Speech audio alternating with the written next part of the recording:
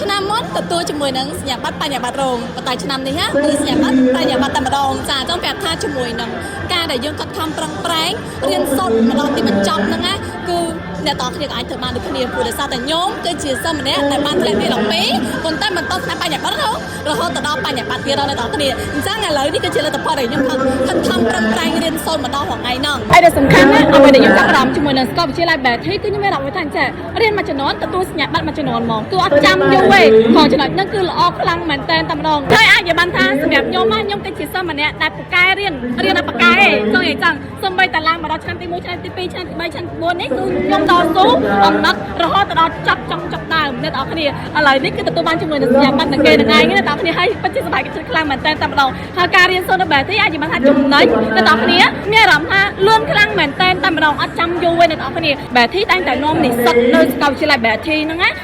ចូលរួមជាមួយនឹងការងារសង្គមបានច្រើនខ្លាំងមែនតើអាចនិយាយបានថារៀនរយៈពេល4ឆ្នាំទៅគឺខ្ញុំស្វែងយល់បានច្រើនខ្លាំងទាំង practical training ទាំងការទស្សនកិច្ចហើយសំខាន់ការសិក្សាគឺល្អអ្នកនរគ្នាអាចនិយាយថាល្អ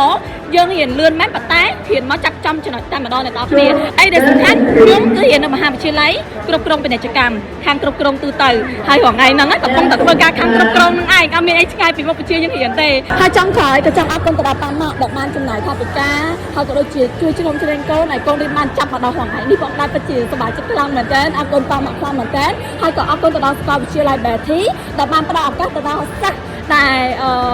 រៀនធ្លាក់ទី12ម្នាក់នេះឲ្យបានចាប់បញ្ញាបត្ររងផងចាប់បញ្ញាបត្រផងចាពិតជាសប្បាយចិត្តខ្លាំងមែនទែនដោយសារតែព្រោះបើសិនជាអត់ផ្ដល់ឱកាសឲ្យសិស្សដែលធ្លាក់ទី12ចូលរៀនជាមួយនឹងថ្នាក់បញ្ញាបត្ររងទេខ្ញុំក៏អត់មានថ្ងៃហ្នឹងដែរអ្នកនរគ្នា